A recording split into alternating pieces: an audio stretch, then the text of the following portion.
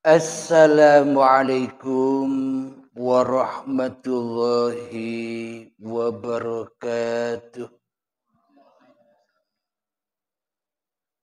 Bismillahirrahmanirrahim.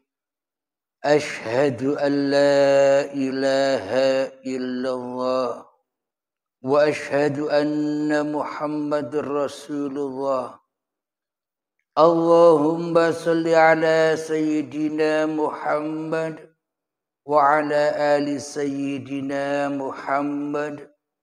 Rabbis rahli sadri wa yassirli amri wahlul 'uqdatam min lisani yafqahu qawli. Amin. Bismillahirrahmanirrahim. Salam santunku, salam hormatku, salam ta'zimku buat para sahabat-sahabatku tercinta, baik yang hadir di dalam pengajian Sabtu malam Ahad rutinan ini ataupun yang ada di luar dan di dalam negeri. Semoga kita semua senantiasa di dalam pertolongan Allah Subhanahu wa ta'ala. Amin ya rabbal alamin. Alhamdulillahirabbil alamin. Sebelum kita mulai kajian di malam yang indah ini, mari kita gemahkan di dalam nyawa. Walhamdulillah wa la ilaha illallah wallahu akbar wa la hawla wa la quwwata illa billahil aliyyil azim. Alhamdulillahirabbil alamin.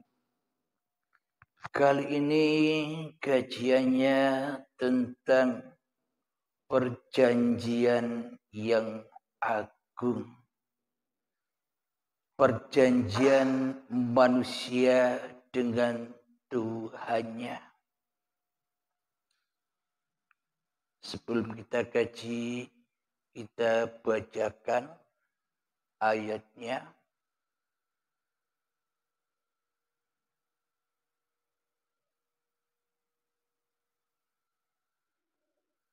Di dalam surat Al-A'raf 172.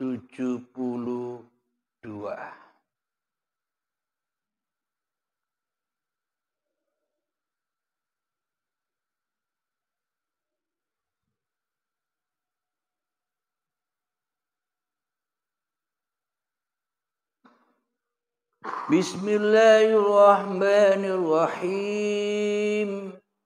Wa idh akhadha rabbuka min bani adama min zuhurihim dhurriyyatahum wa ashhadahum ala anfusihim alastu bi rabbikum qalu bala shahidna an taqulu yawmal qiyamah inna kunna an hadza ghafilin.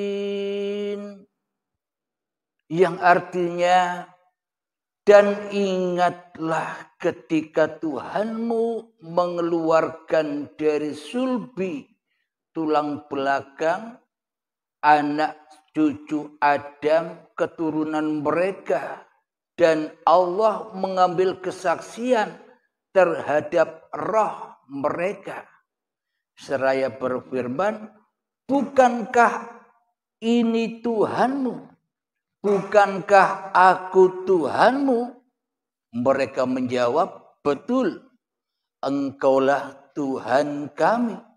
Kami bersaksi Kami lakukan yang demikian itu agar di hari kiamat kamu tidak mengatakan, sesungguhnya ketika itu kami lengah terhadap berita ini. Shadaqallahul azim. Kebanyakan pemahaman kita selama ini seolah-olah kalimat alastu birabbikum qalu bala syahidna itu terjadinya ketika dulu kita belum ada di dunia ini. Seolah-olah itu ceritanya. Akan tetapi sebenar-benarnya cerita itu ya saat ini. Apakah kita sudah menyaksikan bahwa Allah itu Tuhan kita? Kalau itu dulu, perjanjian itu dulu, maknanya secara hakikatnya, secara syariatnya kan kita tidak pernah menyaksikan Allah selama ini. Bila itu kita sandarkan saat kita belum ada di dunia ini. Berarti bila kita belum ada di dunia ini, kan tidak berlaku ayat ini. Alastu birabbikum qalu bala syahidna. Kapan itu terjadi? Itu terjadi ketika manusia sudah berjumpa, sudah beriman kepada hari kiamat. Maka nyatalah ayat itu ketika manusianya sudah tak jadi Tuhan lagi di hatinya. Alhamdulillahirabbil alamin.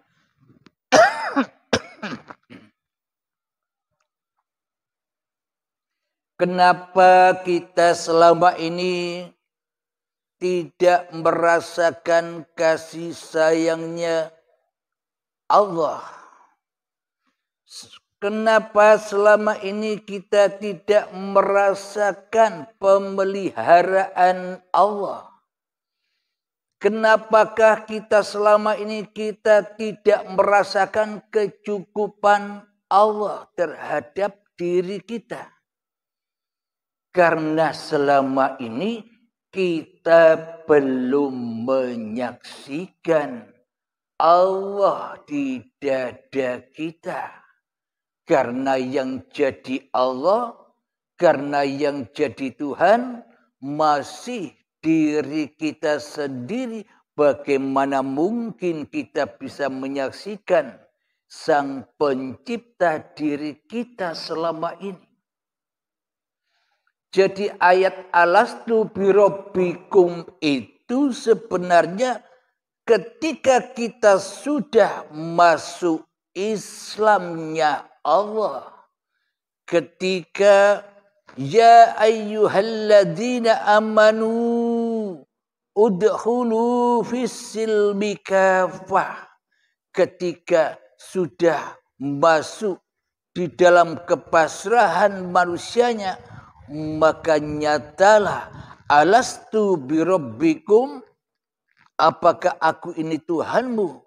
Kata Allah, qalu bala syahidna. Benar, kami menyaksikanmu sebagai Tuhanku. Ini bila manusianya sudah ketemu dengan titik kemakrifatan manusianya terhadap diri manusianya sendiri. Ketika manusianya sudah makrifat, ketika manusianya sudah tahu siapa dirinya, yang mana diri manusia ini kebalikan dari sifat Tuhannya. Bila hanya Allah yang wujud, maka seharusnya manusianya harus tak wujud. Bila hanya Allah yang hidup, maka tempat hakikat manusianya ya mati. Baru itulah penyaksian itu. Itulah perjanjian yang agung di sisi Allah.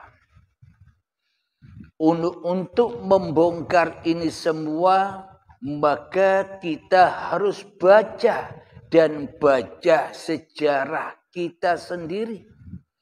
Bukan kita membaca sejarah orang lain, tapi membaca Iqra' kitabak. Bacalah kitabmu, bacalah sejarah dirimu.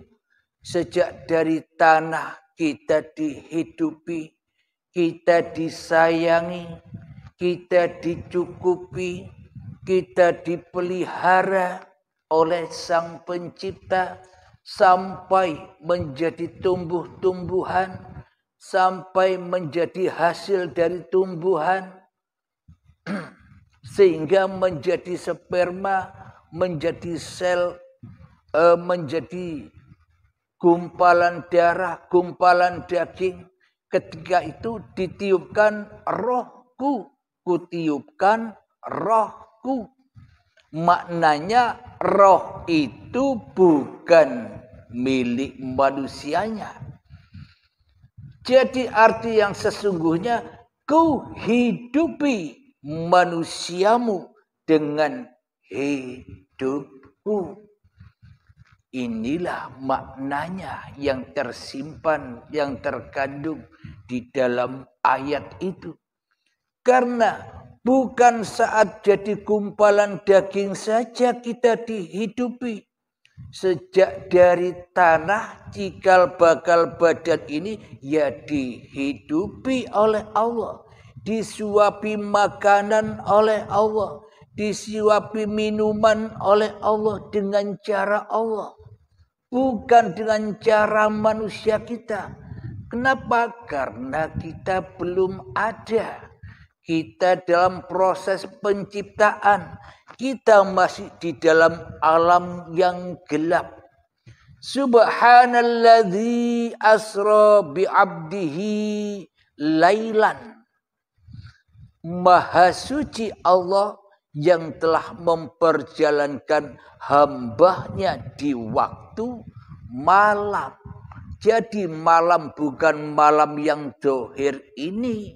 Malam itu maknanya ketika manusianya belum ada. Sampai menjadi bayi pun manusianya tetap dikasih sayangi oleh uripe Allah. Tapi kenapa ketika detik-detik akil tiba, manusia dilarang untuk mendekati pohon ini. Pohon khuldi, buah khuldi, pohon kayu, hayun. Kehidupan ini jangan kau akui hidup dan badan ini sebagai milikmu. Itulah yang dimaksud makan buah khuldi. Jadi iblis dan setan menggoda seluruh manusia, anak cucu Adam, supaya anak cucu Adam mendekati bahkan memakan pohon itu. Jadi sudah nasnya di dalam Al-Quran, kullu nafsin dha'iqatul maut. Sesungguhnya yang bernyawa pasti mengalami kematian. Maknanya mati kesadarannya di dalam bertuhan. Alhamdulillahirabbil alamin. Bila kita belum tahu siapa diri kita, maka selamanya kita takkan pernah mengenali siapa Tuhan yang menghidupi diri kita. Alhamdulillahirabbil alamin. Perjanjian yang agung antara hamba dan Tuhannya, Kita diciptakan ke dunia ini hanyalah untuk haulahu linuriyahu min ayatina, supaya kita bisa membaca atau menyaksikan ayat-ayatnya Allah. Alhamdulillahirabbil alamin. Jadi rasakanlah ketika kita belum ada di dunia ini, rasakanlah, masuklah ke dalam diri kita lagi, masuklah ke alam bayi kita lagi ketika kita belum bisa mengakui bahwa hidup dan badan ini milik kita. Masuklah kepada janin, masuklah kepada gumpalan daging, masuklah ke dalam gumpalan darah, masuklah ke dalam sel sperma dan sel telur, masuklah ke dalam makanan-makanan sayuran, tumbuhan, buah-buahan, padi, dan masuklah kepada tanah kembali. Jadi makna syariat-syariat yang diperuntukkan buat kita supaya kita ingat asal usul kita, supaya kita tidak jadi Tuhan lagi di dalam niatan kita, di dalam beraktivitas, apalagi di dalam sholat dan ibadah, yang mana di ujung kalimat niat ada kunci masuk kembali kepada lillahi ta'ala. Jadi bagaimana cara masuk kepada lillahi ta'ala? Ya kembalilah ke asal usulmu. Maknanya di dalam sholat kita diutus lebur kembali bersujud kepada tanah tempat kita berasal. Agar kita tidak sombong di muka bumi ini. Agar kita tidak sombong di atas punggung ibu kita. Siapa ibu kita? Ibu kita sejatinya ya tanah ini tempat kita berasal. Hakikat ibu kita. Al-jannatu tahtal ummahat. Surga itu ada di bawah telapak kaki ibu. Bukan di telapaknya kaki ibu, tapi di bawah telapaknya apa? Bumi.